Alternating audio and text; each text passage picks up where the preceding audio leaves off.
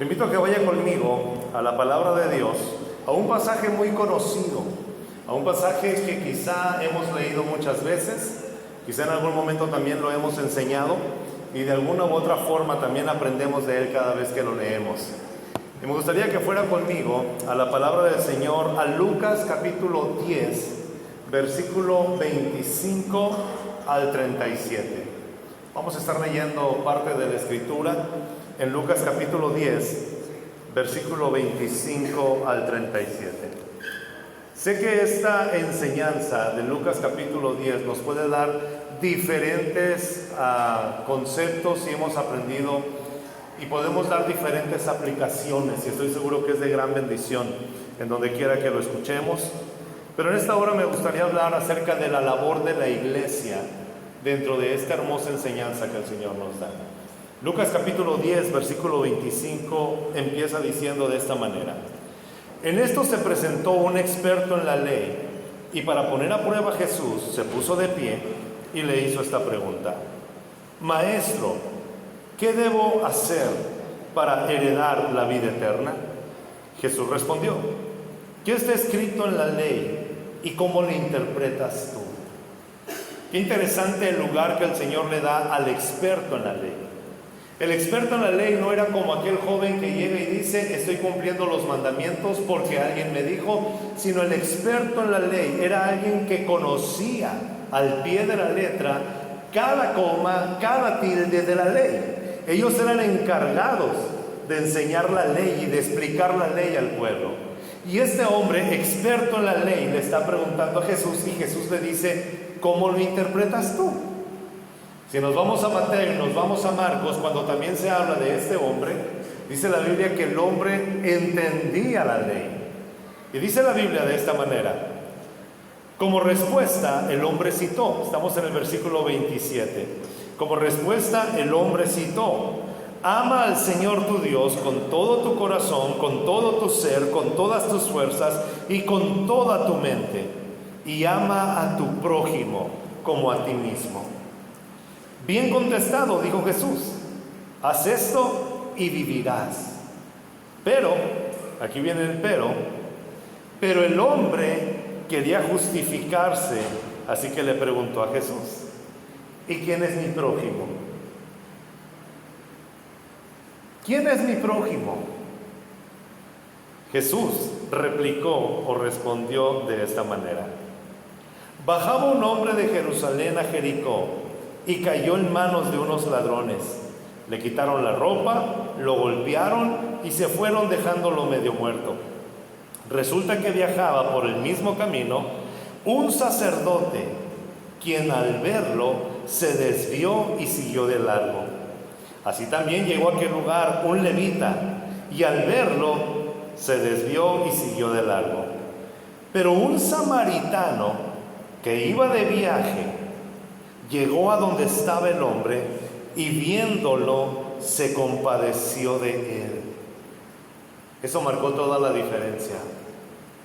El sacerdote, el levita y el samaritano van por el mismo camino, están pasando junto al mismo hombre herido, pero solamente uno tuvo compasión. La compasión marca la diferencia en donde quiera que nosotros estemos, hermanos.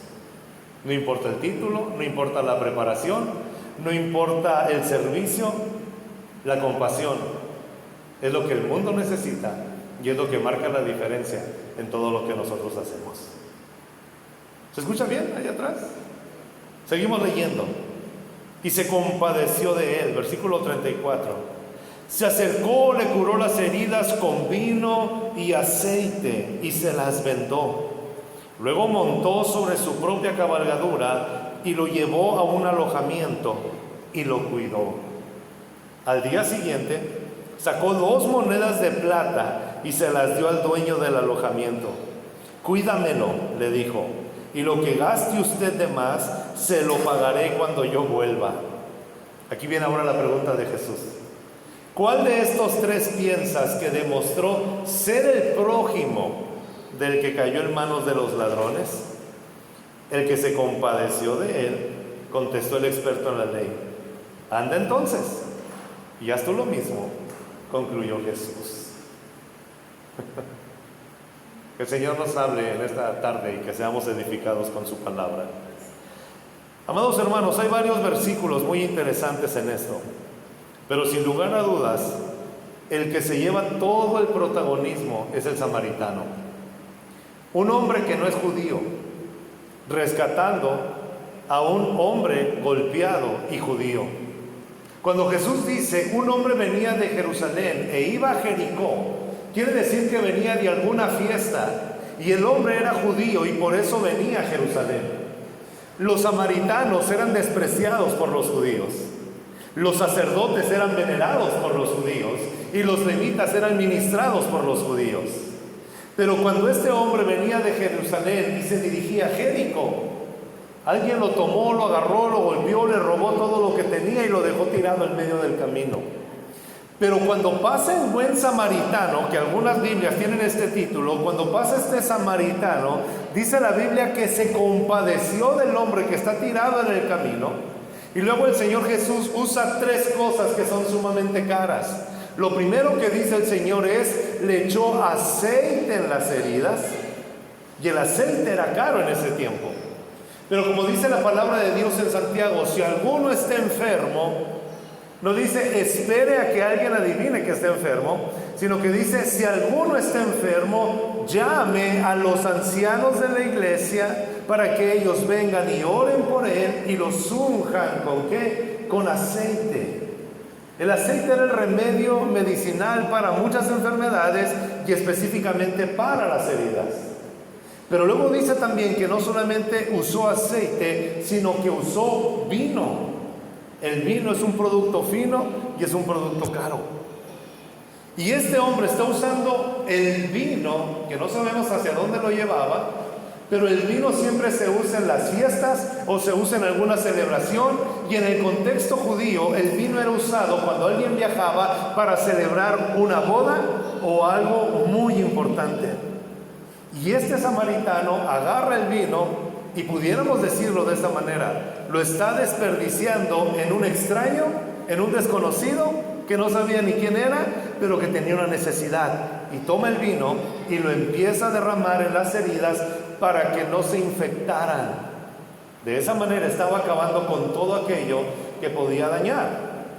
Pudiera seguir hablando del efecto antiséptico, pero me ponen nervioso las enfermeras y los doctores que tenemos aquí, entonces no es mi tema, no es mi rubro, no es mi fuerte, solamente me conformo con saber que el vino estaba desinfectando las heridas de este hombre.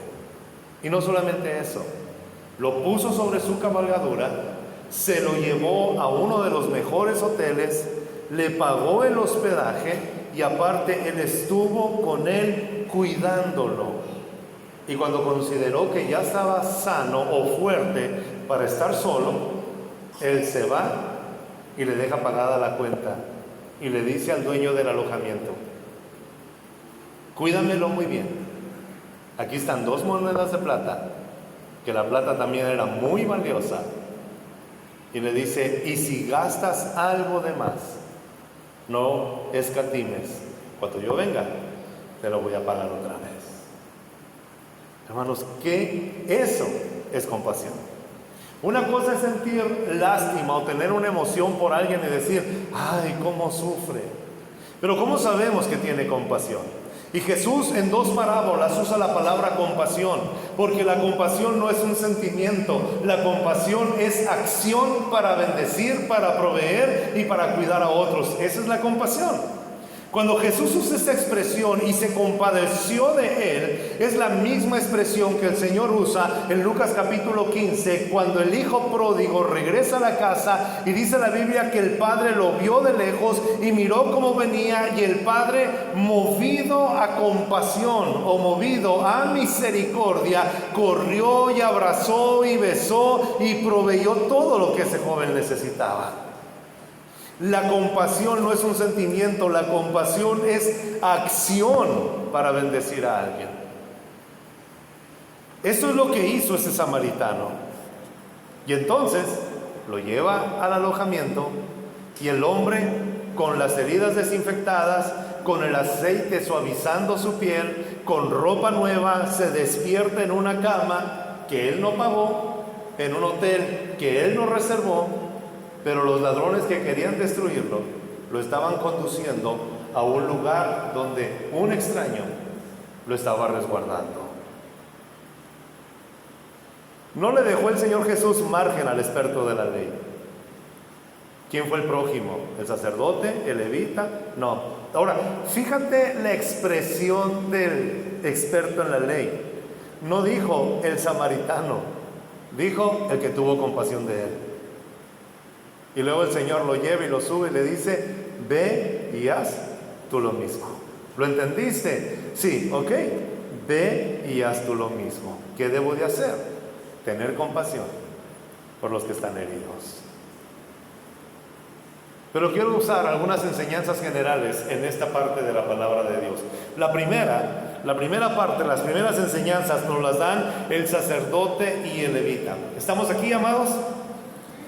El sacerdote y el levita nos muestran que podemos perdernos en cumplir con los compromisos de una religión y al mismo tiempo descuidar la vida eterna. El sacerdote está cumpliendo con todas las cosas que demanda la ley, el levita está cumpliendo con todo lo que demanda la religión establecida, pero al mismo tiempo se están perdiendo lo más glorioso de conocer a Dios.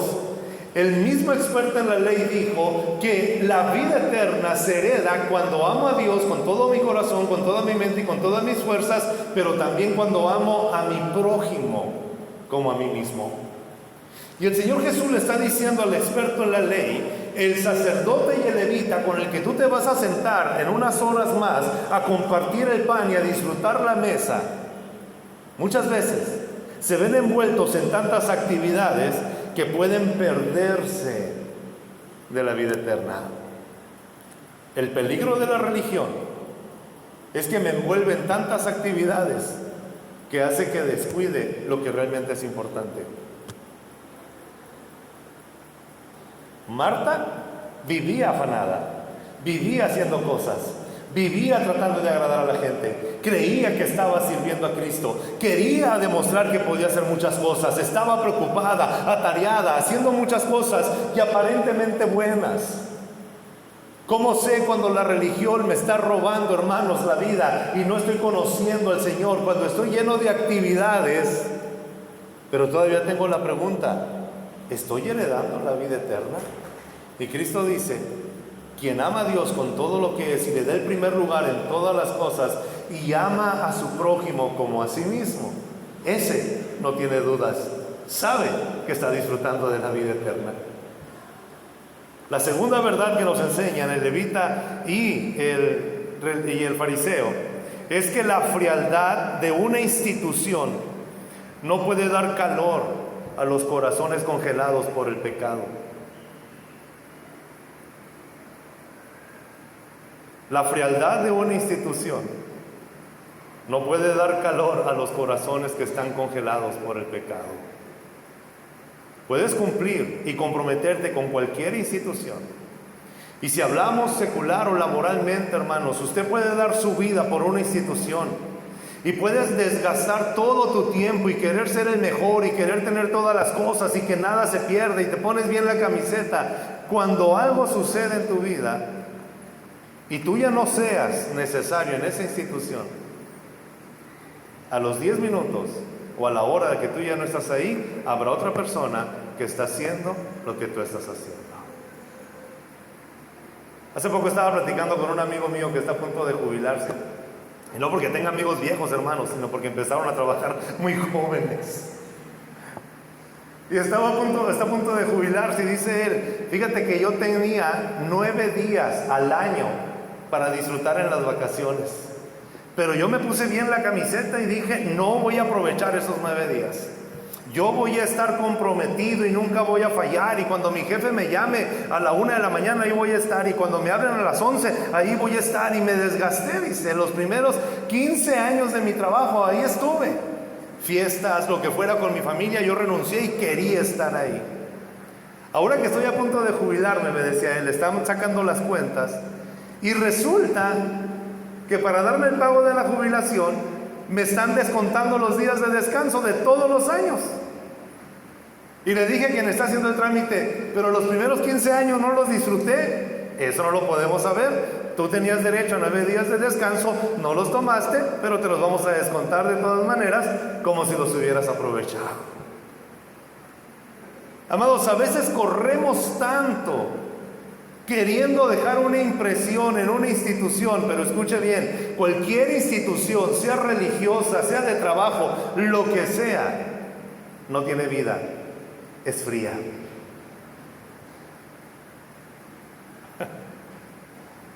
Y aunque no digan amén, así es. Y religiosamente hablando, el levita y el fariseo nos muestran que la frialdad de una institución no puede suplir las necesidades de un mundo que se está muriendo y que está herido por el pecado. Se necesita el calor del Evangelio, el calor de Cristo. 3. Ninguna estructura organizacional puede alimentar los corazones hambrientos. Ninguna. Lo siguiente que nos enseñan el fariseo y el levita es que dejamos de reflejar a Cristo cuando queremos sostener las tradiciones de una iglesia organizada. Ninguna tradición, ninguna costumbre, ninguna estructura vale más que las personas. Cristo no murió por títulos, Cristo no murió por sectas, Cristo no murió por organizaciones, Cristo murió por personas que necesitan ser rescatadas. La sangre de Cristo fue derramada no por instituciones, sino por corazones. Pero dejamos de reflejar a Cristo cuando queremos sostener las tradiciones. Dentro de las primeras iglesias que pastoreé, recuerdo que había una iglesia en la cual estaba pastoreando a los jóvenes y había un joven que empezó a visitarnos y este muchacho iba en bicicleta a la iglesia. Venía en bicicleta y no podía dejar la bicicleta afuera y entraba al templo y metía la bicicleta. Cada vez que lo miraba era un gozo, hermanos, porque uno como pastor está cerca de la gente y sabes las luchas que están enfrentando, lo que ellos pueden estar pasando o situaciones que nadie más va a saber. Pero cuando este joven llegaba a la iglesia y metía la bicicleta, daba gozo verlo. Pero no faltaba el ujier que estaba en la puerta, se paraba y le decía al joven: ¿no sabes que este es el sacrosanto templo de Dios? ¿Por qué metes la bicicleta llena de lodo a este santo lugar? Yo cuando miraba que ese ujier se acercaba a este joven, pues rápido tenía que ir, porque ya sabía el pensamiento religioso que tenía. Ya le decía: ¿qué pasó? ¿Cómo estás? No, hermano, es que le estoy diciendo a este joven que la bicicleta contaminando el sacrosanto lugar. Le digo: hermano, la verdad la bicicleta no contamina, no estorba, no molesta. Es más importante este muchacho que está entrando a la iglesia que tener una bicicleta dentro del templo. Qué bueno fuera que estuviera lleno el edificio de bicicletas. Pero a veces, hermanos, queremos guardar la estructura, guardar las formas, cuidar un edificio, cuando en realidad el edificio no es tan importante como los corazones que están entrando a ese lugar.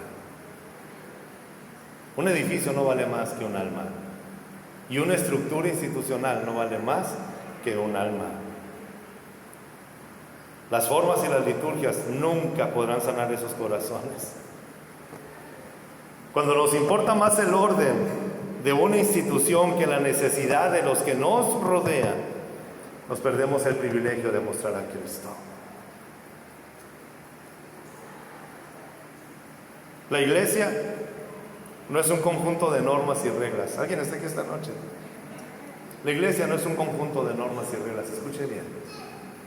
Tengo que cumplir esta regla, tienes que cumplir esta norma, tienes que entrar de tal manera, tienes que vestirte de tal manera, tienes que hablar de esta forma, tienes que comportarte.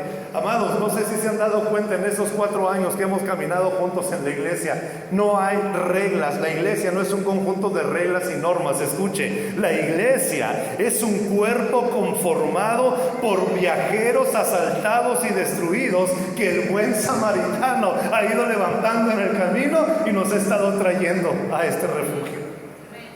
Esa es la iglesia. Dentro de la parábola, en esta fase inicial, tú y yo somos el hombre que fue golpeado y abandonado en el camino, pero que el samaritano llegó, nos sanó las heridas, nos vendó las heridas y nos está proveyendo todo lo que necesitamos. Satanás es el ladrón, que él solamente lo que hace es acabar, destruir, minar, quitar toda bendición.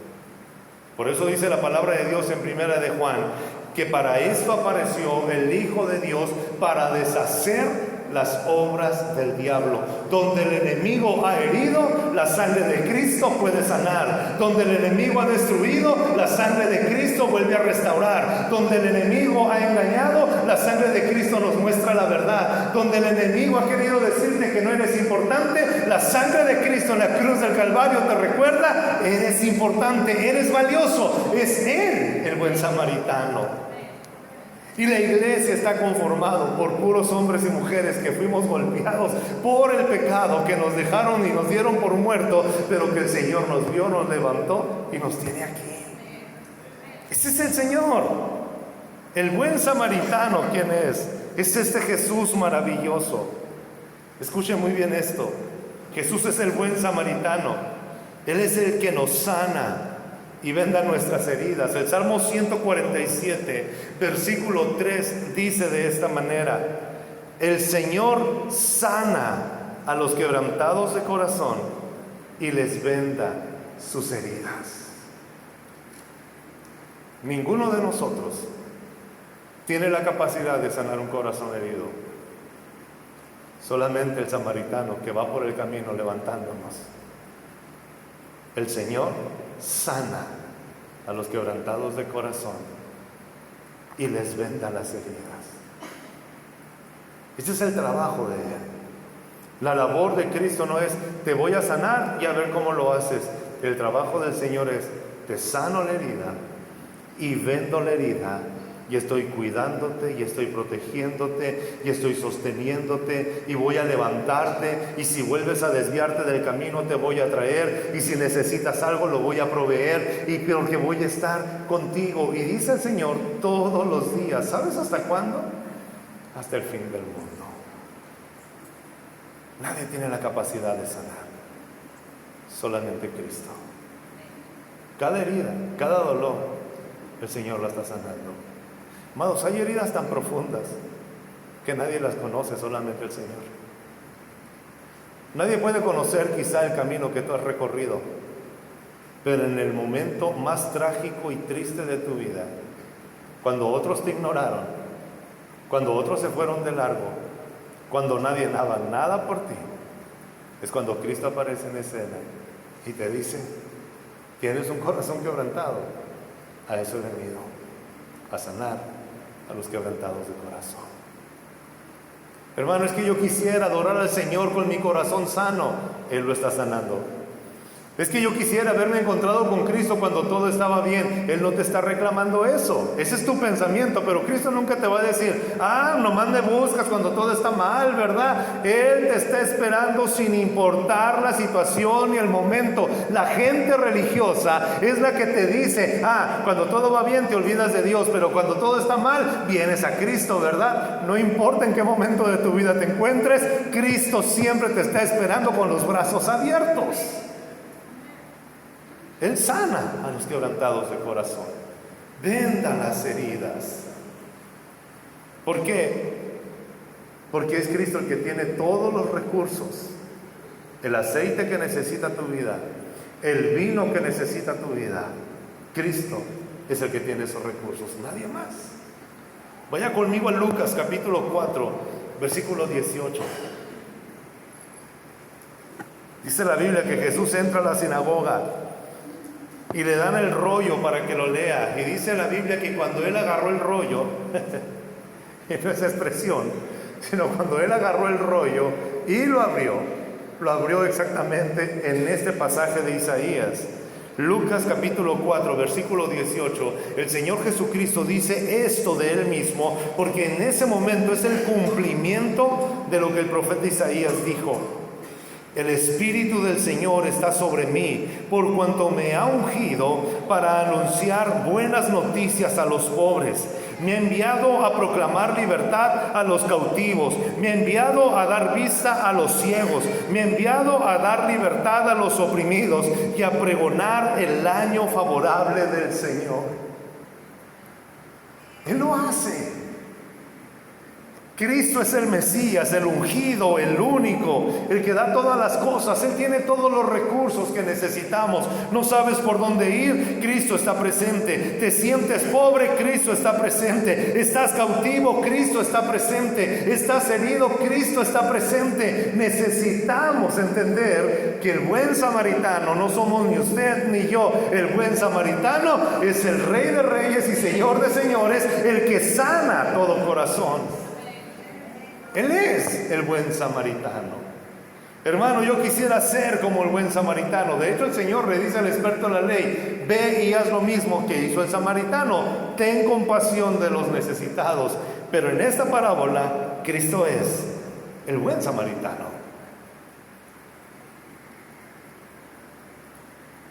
¿Alguien está aquí esta noche? ¿Se escucha bien, hermanos? Es que de repente yo me pierdo aquí. Pero hay otro personaje, es el tercer personaje, que es el dueño o que es el alojamiento a donde llevan al hombre herido. Y esto es muy interesante porque tenemos que prestar mucha atención a todos los detalles que Cristo dice. El samaritano no llevó al hombre herido al templo, ni a la sinagoga, ni a ninguna institución religiosa. Porque el templo no tenía la estructura para cuidar a los extranjeros. Cuando el Señor le describe a Moisés todo el tabernáculo y que después se construye el templo, cuando Salomón construye el templo, estaba completamente detallado para poder exaltar y bendecir el nombre de Dios, para que se llevaran a cabo los sacrificios, para que el pueblo fuera a adorar a Dios, pero no había dentro del templo una estructura para darle alojamiento a los pobres o a los necesitados o a los extranjeros. Sin embargo, la ley establecía que cuando un extranjero pasara por la ciudad y ya era muy noche, los israelitas tenían que ser hospedadores, porque ellos habían sido esclavos en Egipto y el Señor los había rescatado y sabían lo que era andar vagando y que en la noche necesitaban ser refugiados bajo el techo de una casa segura. Y cuando la Biblia dice: se apagará la lámpara del impío, la señal de que había lugar de hospedaje en una casa era que siempre estaba encendida una lámpara. Y así cualquier extranjero que pasara a las 12 de la noche, a la 1 de la mañana y veía una lámpara encendida, decía: ¿puedo llegar ahí? Y eran recibidos. Pero en el templo no había lugar para alojar a las personas. Escuchen, lo más interesante es esto: que en el templo no había la estructura para que los pobres fueran recibidos, pero en el templo se les daba una enseñanza y una preparación para que cada persona que asistiera al templo supiera que necesitaba, por medio de la palabra, mostrar a Cristo o mostrar a Dios por medio del hospedaje. Y esta es la iglesia. La iglesia muchas veces no va a suplir todas las necesidades del mundo, pero como somos, hermanos, un grupo variado y un cuerpo diferente, con diferentes partes, cada uno de nosotros tiene una capacidad que Dios ha puesto para bendecir ese lugar en el que nos encontramos. ¿Alguien está aquí? O sea, la labor de la iglesia no es suplir toda la necesidad, sino capacitar a los santos para que cumplan con el ministerio que Dios les ha dado. El templo no tenía esta estructura, tenían que llevarlo a un alojamiento. La compasión no es institucional, es personal y voluntaria. Cuando la compasión se vuelve institucional, se vuelve fría y no logra nada. Pero cuando la compasión es personal, espontánea, en medio de la necesidad donde te encuentras, se vuelve el reflejo de Cristo. En esa misma iglesia que empezamos hace algunos años, hace más de 20 años, era pastor de jóvenes y tenía un grupo como de 47 jóvenes a los que yo atendía. Y nomás para que saquen cuenta, hermanos, todavía se leía el periódico cuando yo era pastor de jóvenes en ese entonces.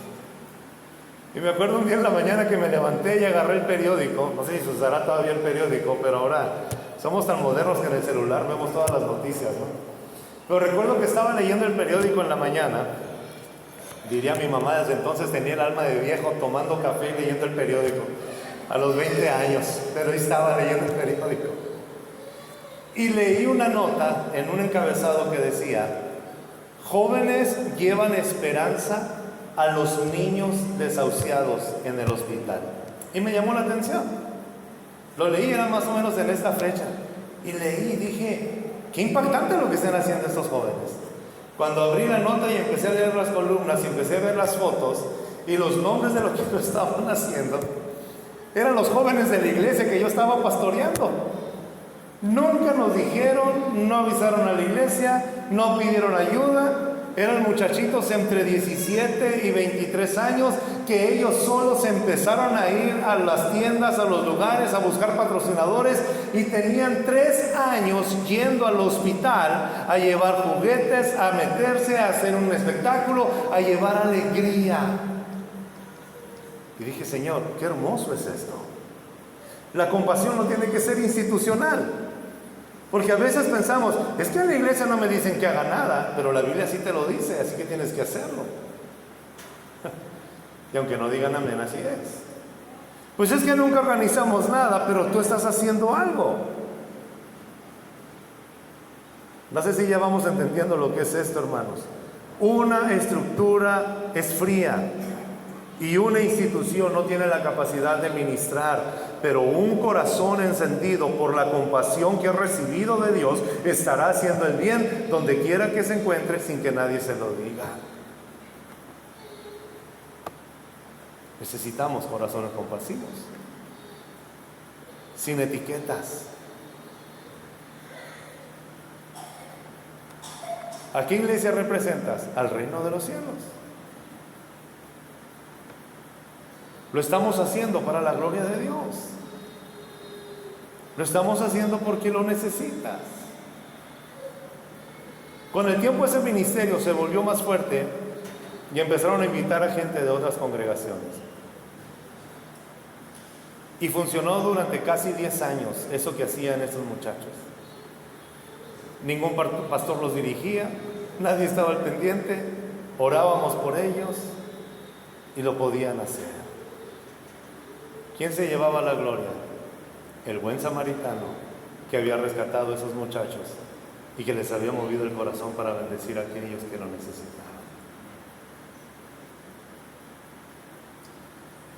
La ayuda compasiva es personal.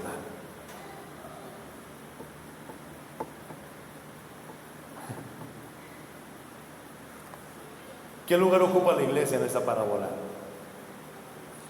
La iglesia, hermanos, somos el alojamiento. Es a donde se llevan los heridos. Y si no entendemos esto, cuando vas a saludar a alguien y ese hermano o esa hermana trae un montón de problemas en la cabeza o viene con problemas de su hogar y no entiendes el contexto que ellos están viviendo, y cuando lo quieres saludar y él se voltea o reacciona de una manera negativa y tú dices, ven, ni me quiso saludar.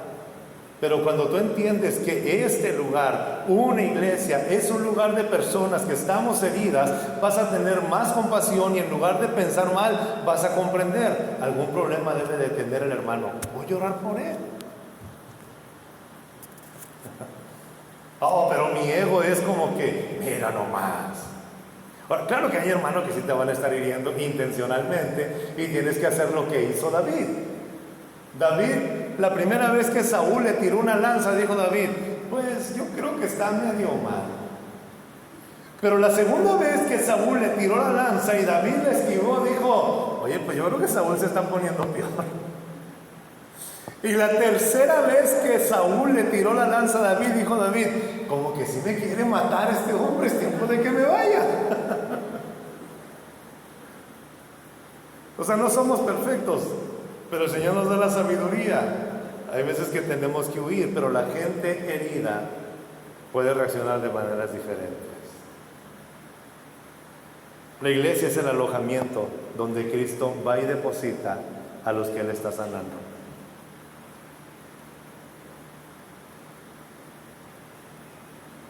Estábamos en una iglesia pastoreando y entré a la clase de niños, y la clase de niños era para los niños de 5 a 9 años. ¿Cómo van a dirigir el culto? ¿Cómo se van a vestir cuando prediquen? ¿Y cómo van a orar para despedirse? Digo a la maestra, ¿eso le estás enseñando a los niños?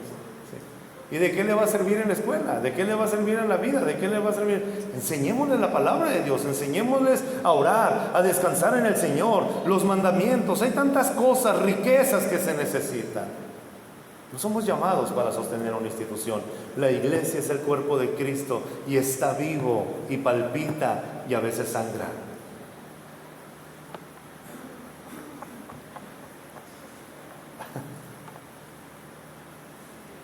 No sé si están muy serios, hermanos, están pensando en el café. Ahorita va a estar. Ahora, la iglesia somos el alojamiento. Escuchen. Y cuando Él nos toma como alojamiento, el Señor trae a los heridos, Cristo nos da los recursos. Aquí están. 2 monedas de plata. Son suficientes. Y luego nos da la orden. Cuídamelo muy bien.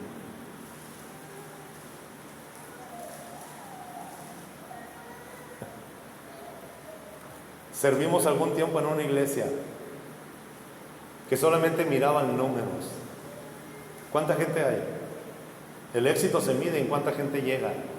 El éxito se mide en cuántas personas llegaron. El éxito se mide en cuánto dinero ingresa.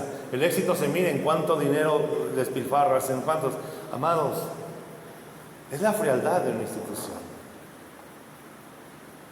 Pero una iglesia está puesta para cuidar a los heridos que el Señor Jesucristo está sanando. ¿Cuántas personas le has dado una palabra de aliento, de ánimo, de fortaleza, de consuelo? Escuchen, la iglesia es de Cristo. Y cuando un herido llega a esta iglesia, la orden de Cristo sigue siendo la misma. Cuídamelo. No es de tal iglesia, es de esta iglesia, es del Señor. Y un día, cuando el buen samaritano regrese, nos va a pedir cuentas si cuidamos a esa oveja o no lo hicimos.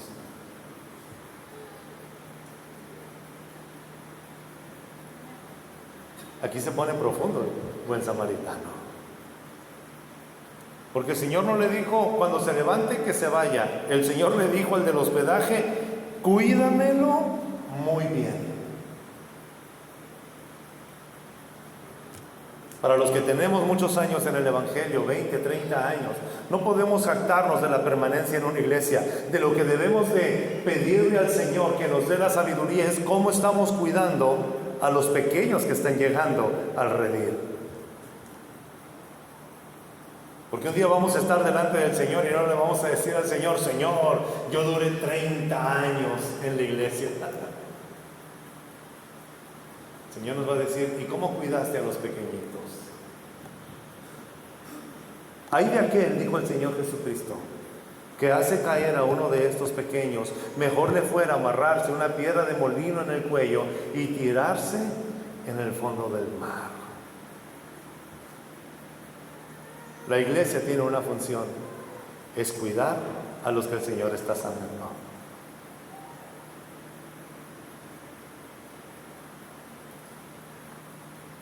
¿Quién está aquí, hermanos?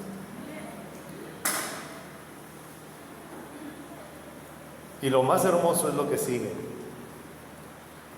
Somos el alojamiento y el Señor no solamente nos da los recursos, también nos da la orden, cuídalo, también nos dice lo siguiente: todo lo que tú gastes en este herido, yo te lo voy a pagar.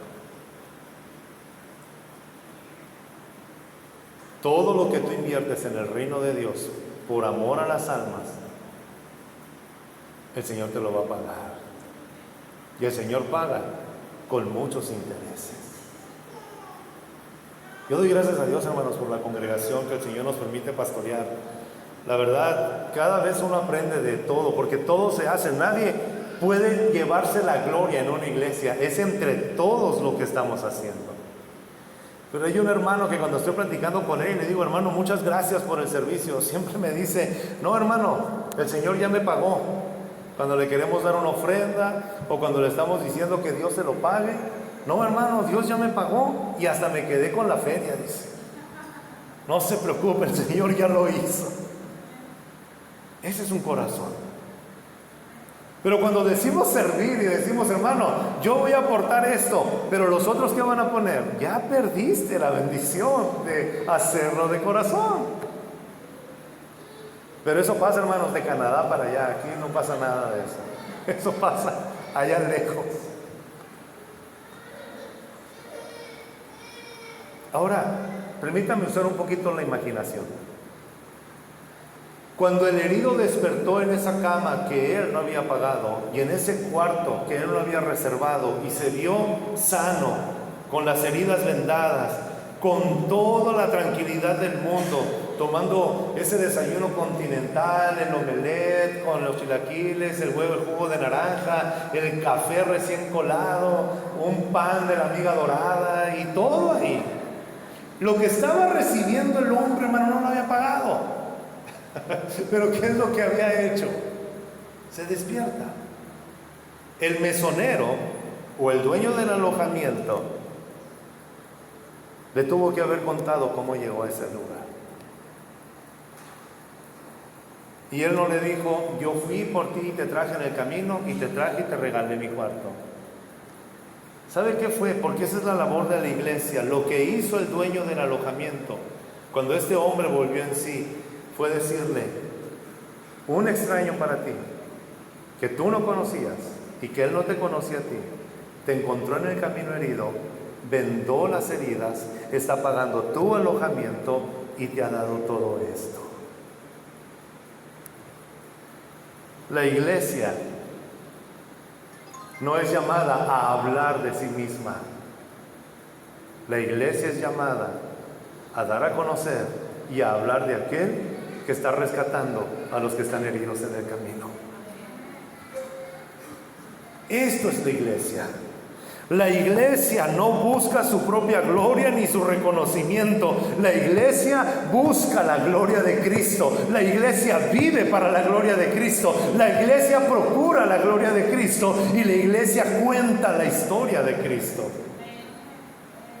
Eso es a lo que somos llamados. Hermanos, van a pasar 40, 50 años y el Señor nos permite seguir predicando la palabra. Vamos a seguir escuchando la historia de Cristo, de cómo nos rescató, de cómo sigue rescatando almas y cómo seguirá rescatando almas. La iglesia no es un lugar al que vengo a escuchar un espectáculo, que me cuenten chistes o a conocer al pastor. La iglesia es un lugar donde se cuenta y se nos recuerda reiteradamente lo que hizo el samaritano cuando nos trajo y nos confrontó y nos metió en una congregación para sentirnos amados, protegidos, mientras somos sanados. Una verdadera iglesia no busca reconocimiento, no busca aplausos, no busca que la encumbren, no busca impactar, busca dar a conocer a Cristo. Y la iglesia se reúne los domingos, pero la iglesia está activa todos los días en la semana, sin actividades, sino a través de hombres y mujeres que están platicando la historia de cómo el samaritano los rescató en el camino y les pagó y les dio todo lo que necesitaban. Tú eres la iglesia y eres parte de este cuerpo y estás brillando en donde quiera que te encuentras. Ninguna iglesia tiene méritos. Todo el mérito es de Cristo.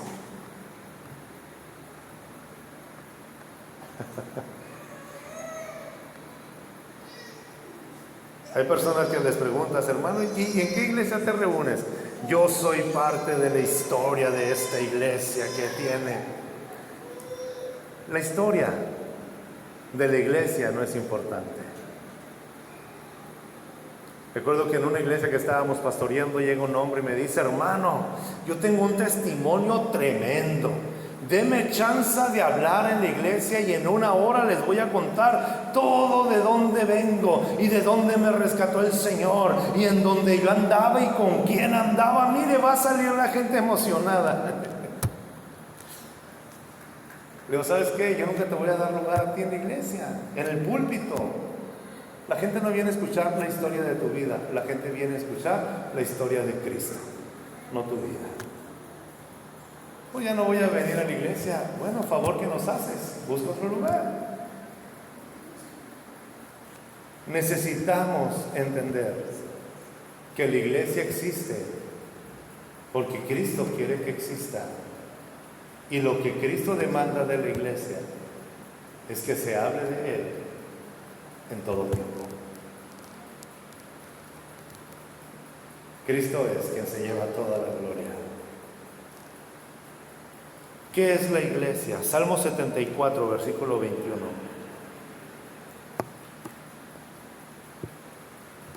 Así es como debe ser la iglesia, amados. Si alguien nos preguntara cuál es la visión de la iglesia, Salmo 74, versículo 21 dice: que no vuelva humillado el oprimido y que alaben tu nombre el pobre y el necesitado. Esta es la iglesia.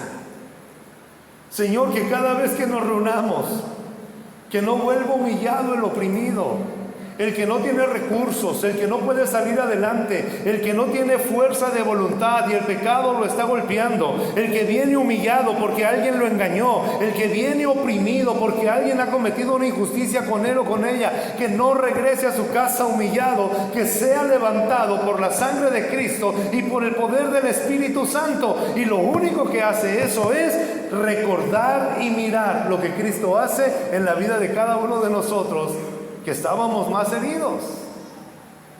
Esta es la iglesia. Y que alaben tu nombre el pobre y el necesitado. Hermano, yo tengo ganas de ir a la iglesia, pero no tener ninguna necesidad. Y el Señor dice: siempre tendrás necesidad de algo, y sígueme alabando en medio de la necesidad. Yo voy a ir a la iglesia, hermano, hasta que sea perfecto. Nunca vas a venir entonces.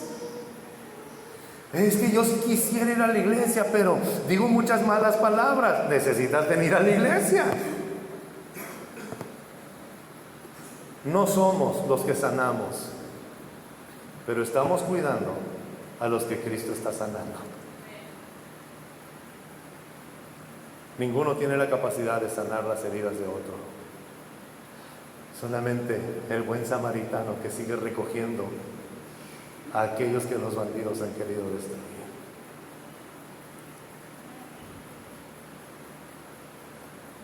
Es que yo me casé para ver si así se me sanaban las heridas, y no se te sanaron. Nadie tiene la capacidad de sanar, solamente cuando pones tu vida en las manos de aquel alfarero que reconstruye todas las cosas. Pero el Señor nos está capacitando para contribuir en el crecimiento y en la sanidad de aquellos heridos que han llegado. ¿Me permiten 20 minutos más, hermanos? Porque no termina la historia ahí. Escucha esta parte tan importante de la parábola del samaritano que a veces pasamos por alto. Porque cuando el buen samaritano paga el hospedaje y da todo el dinero que se necesita para sanar a este herido, también vuelve a decirle el buen samaritano al dueño del alojamiento: cuando venga, sacamos cuentas. Si lo trataste bien, te voy a pagar lo que gastaste de más. Si lo trataste mal, también vamos a sacar cuentas. Vaya conmigo a Mateo capítulo 25, versículo 31. Esta parte nos habla del regreso del buen samaritano. Mateo capítulo 25, versículo 31 dice: cuando el Hijo del Hombre vuelva en su gloria. Cuando el Hijo del Hombre venga de nuevo en su gloria con todos sus ángeles, se sentará en su trono glorioso. Todas las naciones se reunirán delante de él, y él separará a unos de otros, como separa el pastor las ovejas de las cabras. Pondrá las ovejas a su derecha y las cabras a la izquierda. Entonces dirá el rey a los que estén a su derecha: vengan ustedes, a quienes mi Padre ha bendecido, reciban su herencia, el reino preparado para ustedes desde la creación del mundo. ¿Pero por qué van a recibir todo esto? Versículo 35. Porque tuve hambre y ustedes me dieron de comer. Tuve sed y me dieron de beber. Fui forastero y me dieron alojamiento. Necesité ropa y me vistieron. Estuve enfermo y me atendieron. Estuve en la cárcel y me visitaron. Por eso están recibiendo esta herencia. Versículo 37. Y le contestaron los justos: Señor, ¿cuándo te vimos hambriento y te alimentamos? Señor, ¿cuándo te vimos sediento y te dimos de beber? ¿Cuándo te vimos como forastero y te dimos alojamiento, o necesitado de ropa y te vestimos? Señor, ¿cuándo lo hicimos? Nunca te vimos. Versículo 39. El rey responderá, versículo 40, perdón: les aseguro que todo lo que hicieron por uno de mis hermanos, aún por el más pequeño, lo hicieron por mí. Todo lo que invertiste en darle ropa a alguien que tenía frío, en darle alimento al que no tenía comida, en darle agua al que tenía sed, dice el Señor, me lo estás haciendo a mí. Pero Cristo usó una expresión: todo lo que hicieron por uno de mis hermanos, aún el más pequeño, lo hicieron por mí.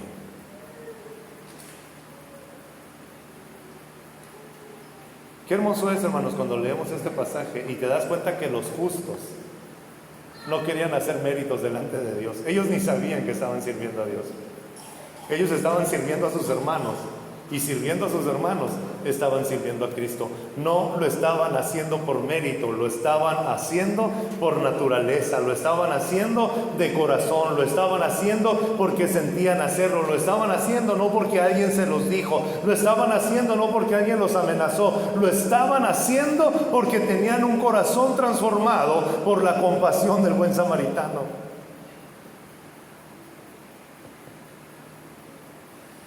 Pero ¿quiénes son los hermanos de Jesús?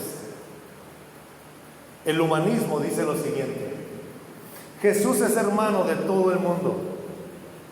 Y como Jesús es hermano de todo el mundo, yo también soy hermano de todo el mundo.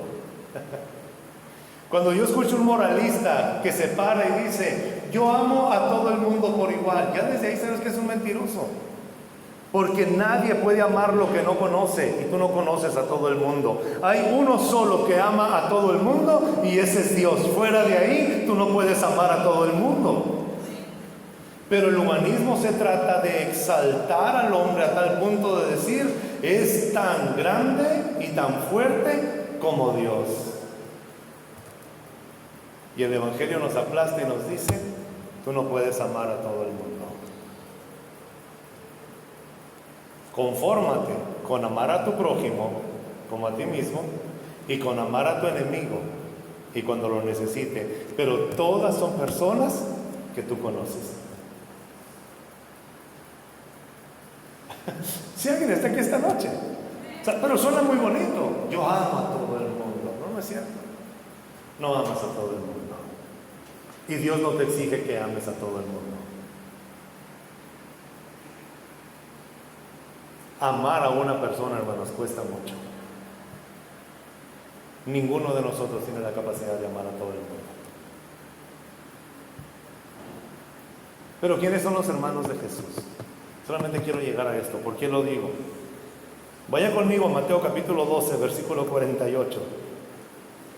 Jesús está enseñando en una casa y llegan María y los hermanos de Cristo a buscarle. y alguien le dice: Jesús, tus hermanos te buscan allá afuera. Mateo 12, versículo 48. Y Jesús dice esto: ¿quién es mi madre y quiénes son mis hermanos? Respondió Jesús. Y señalando a sus discípulos, añadió: aquí tienen a mi madre y a mis hermanos. Versículo 50 dice: cualquiera que hace la voluntad de mi Padre que está en los cielos es mi hermano, mi hermana y mi madre. No todo el mundo.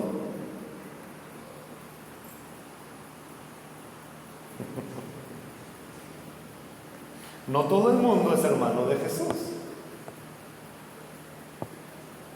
Solamente aquellos que están haciendo la voluntad del Padre y que están procurando descansar en Cristo, esos son. Son los que se levantan cada mañana orando y diciendo: Padre, que se haga tu voluntad. Son los que están pidiendo al Señor y clamando: necesito tu sabiduría. Señor, quiero agradarte. Señor, quiero conocerte. Es decir, son aquellos que han confiado en Cristo y que están reconociendo que sin Cristo no son nada. Esos son los hermanos de Jesús. Hebreos capítulo 2, versículo 11 dice: tanto el que santifica como los que son santificados tienen un mismo origen, por lo cual Jesús no se avergüenza de llamarlos hermanos. Cuando tú entras en el proceso de la santificación, después de haber sido lavado con la sangre de Cristo y empiezas a ser renovado por el Espíritu Santo, Jesús te mira y no importa cuántas dificultades, cuántas debilidades tengas, Él no se avergüenza de llamarlos sus hermanos. Es decir, ¿quiénes son los hermanos de Jesús? Todos aquellos que estaban tirados en el camino y que Él ha sanado y está sanando y que los viene y los trae al alojamiento. Lo hiciste por uno de mis hermanos. Señor, ¿y quiénes son tus hermanos? Hechos capítulo 2, versículo 44 dice: todos los creyentes estaban juntos y tenían todo en común. Este era el amor que había entre esta gente. Vendían sus propiedades y sus posesiones y compartían sus bienes entre ellos según la necesidad de cada uno. Y no había necesitados entre los cristianos. Y la gente de afuera, los del pueblo, los miraban y decían: ese amor necesitamos nosotros. Cristo dice: en esto conocerán que son mis discípulos, si tuvieran amor, ¿qué? Los unos por los otros. ¿Te has preguntado alguna vez si la persona que está a tu lado cuando vienes a adorar a Dios tendrá alguna necesidad?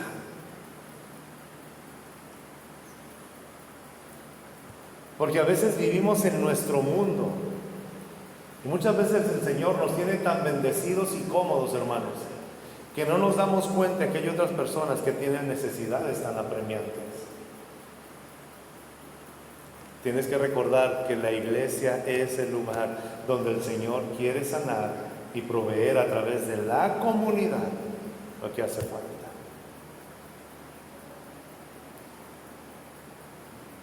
Todos hemos tenido tiempos altos, tiempos buenos, tiempos malos y tiempos peores. Había un hermano que decía: hermano, nosotros no estamos en el tiempo de las vacas flacas. Las vacas flacas se quedaron a vivir en la casa, dice, yo creo. No se quieren. Tenemos que tener compasión por la gente que está a nuestro alrededor y saber que no todos tienen las mismas bendiciones que tú puedes tener. Esto era lo que hacían los discípulos. Ahora, Hechos no nos está dando un manual de cómo tiene que ser la iglesia. Nos está enseñando o nos está mostrando cómo era el testimonio de ese tiempo en la iglesia.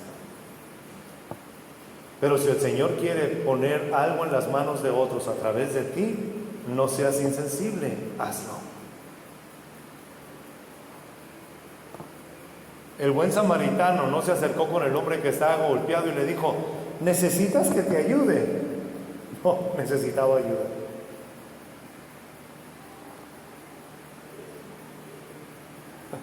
Gálatas 6, versículo 10. Hermanos, ¿estamos aquí todavía? Gálatas 6, versículo 10. Por lo tanto, dice el apóstol Pablo, siempre que tengamos la oportunidad, hagamos bien a todos y en especial a los de la familia de la fe. Siempre que tengas oportunidad de ayudar a alguien, hazlo. Pero hay veces que no vas a tener la oportunidad de hacerlo, no te sientas mal. A veces tenemos la oportunidad de ayudar a alguien y a veces estamos en la posición de recibir la ayuda de alguien. Y en los dos, el Señor está contigo. Pero siempre que tengas la oportunidad de ayudar a alguien, hazlo, y mayormente, dice Pablo, a los de la familia de la fe. Queremos impactar el mundo y estamos descuidando a los de la familia de la fe. Jesús está juzgando a las ovejas y a las cabras, porque las ovejas eran las que estaban cuidando a sus hermanos cuando había necesidad. ¿Qué puedo hacer por ti?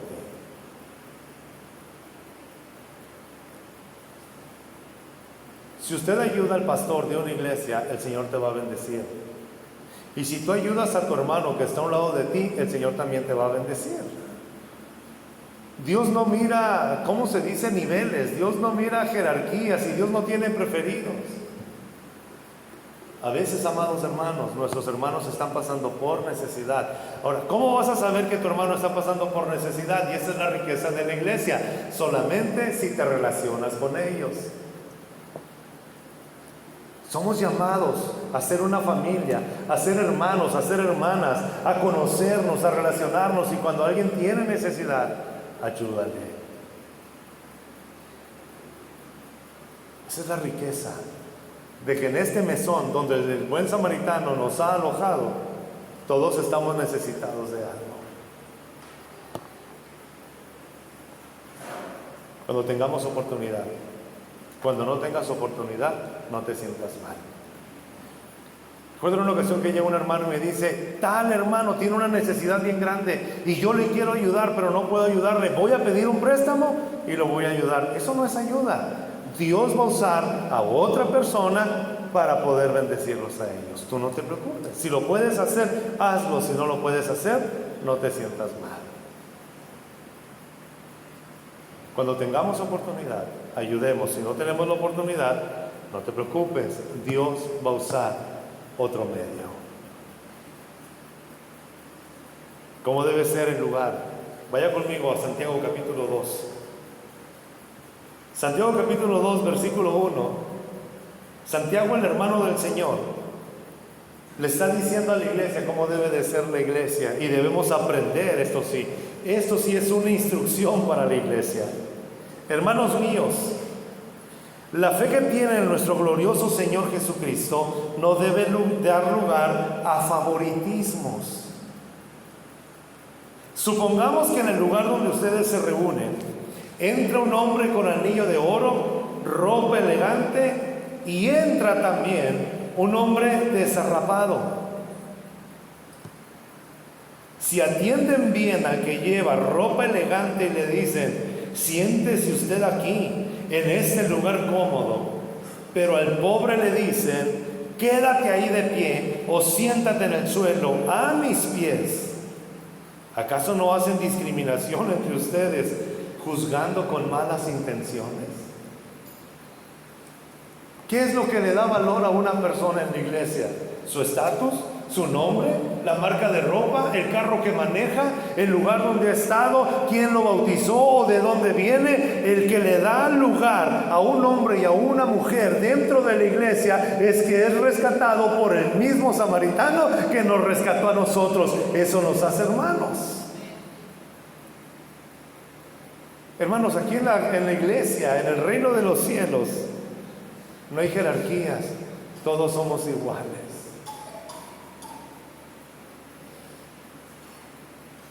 Servimos por amor y porque todos somos del mismo origen el que santifica y los que son santificados tienen el mismo origen.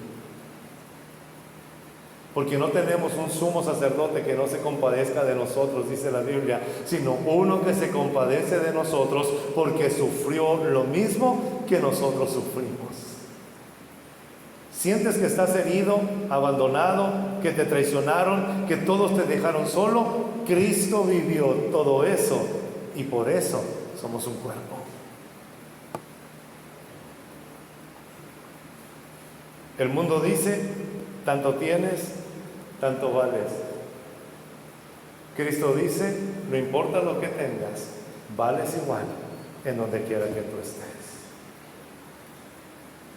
Siga conmigo en Santiago capítulo 2. En el versículo 8 dice Santiago, hacen muy bien si de veras cumplen la ley suprema de la Escritura, ama a tu prójimo como a ti mismo. Pero si muestran algún favoritismo, pecan y son culpables, pues la misma ley los acusa de ser transgresores. Porque el que cumple con toda la ley, pero falla en un solo punto, ya es culpable de haberla quebrantado toda la ley. Versículo 12. Hablen y pórtense como quienes han de ser juzgados por la ley que nos da libertad. Y esto nos debe de dar temor, porque habrá un juicio sin compasión para el que actúe sin compasión. La compasión triunfa en el juicio. Cuando el Hijo del Hombre venga con toda su gloria y juzgue a todas las naciones, aquellos que han sido compasivos serán libres del juicio. Porque lo que te libra del juicio es la compasión que tú tengas en esta tierra.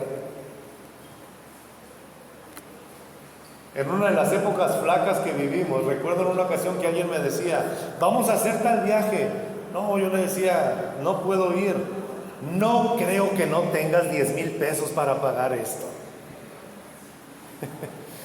Y yo decía, no puedo ir. No creo que no puedas conseguirlo. Y volteaba a mi esposa y me miraba y decíamos, no sabemos con qué vamos a comprar la comida el día de mañana y tú me estás exigiendo, pero no creo que no lo tengas.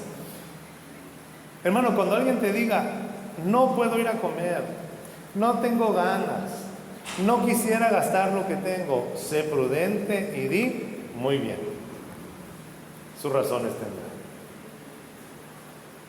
Porque a veces comparamos nuestra situación con la situación de otros y creemos que todos están en la misma situación de nosotros. Y cuando alguien te diga, hermano, quiero bendecirte de esta manera, acéptalo. Gracias, hermano. Que el Señor le multiplique. No cortes la bendición. Diría mi suegro, si alguien te quiere bendecir, aunque no lo necesites, recibe la bendición. No cortes la bendición. Porque Dios quiere bendecir al que te está dando, no solamente a ti que vas a recibir.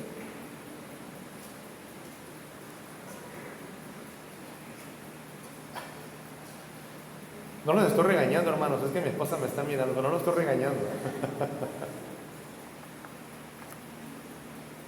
Solamente permítame decirle 3 beneficios de la compasión. Número 1, lo que acabamos de leer en Santiago 2:13. La compasión te libra del juicio.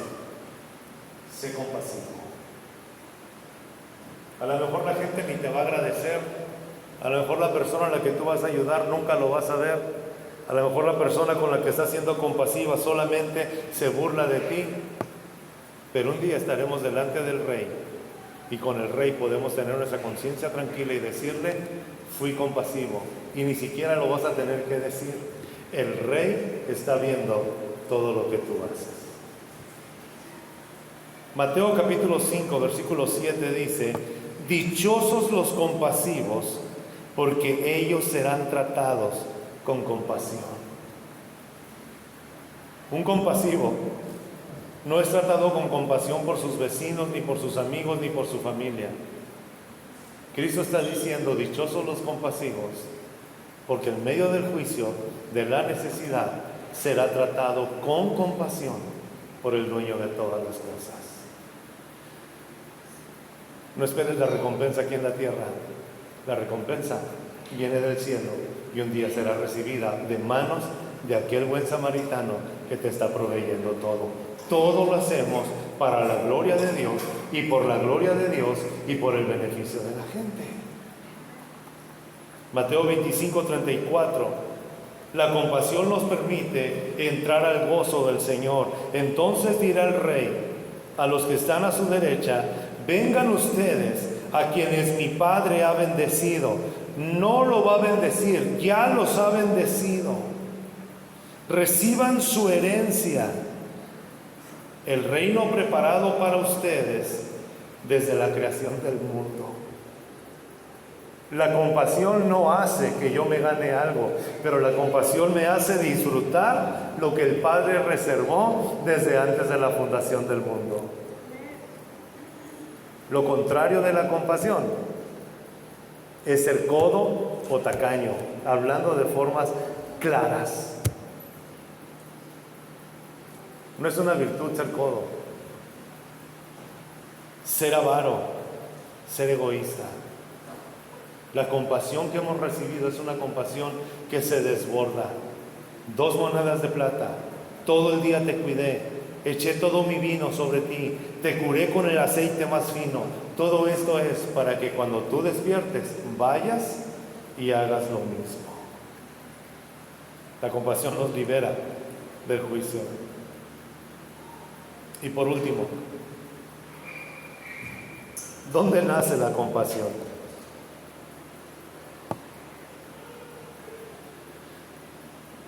La compasión en nuestra vida nace, hermanos, cuando recordamos constantemente que un día estábamos tirados en medio del camino y Cristo nos rescató. No hay méritos, no hay triunfos, no hay logros, no hay títulos, no hay años, no hay rangos.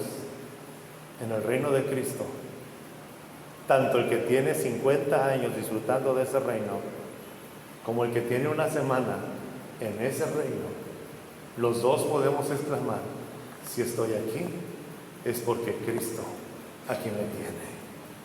Un día estaba tirado y Él me rescató, me sanó las heridas, me vendó las heridas, me proveyó lo que necesitaba, y por eso soy como soy, porque Cristo ha transformado nuestra vida.